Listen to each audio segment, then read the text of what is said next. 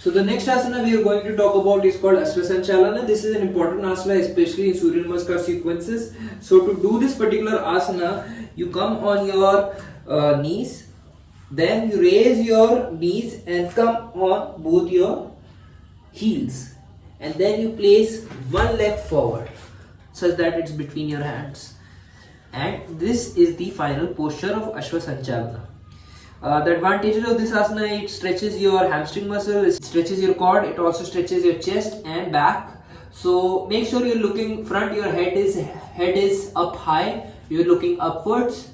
So traditionally this is done in Surya Namaskar sequences, and when you look up you naturally extend your back, chest as well. You can stay in this position for 30 to 40 seconds, breathe while you're doing it, exhale and take your leg back to normal position.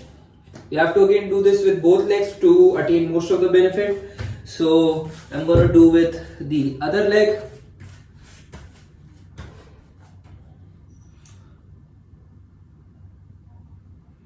Avoid this particular pose if you have knee injury or hip injury of any kind.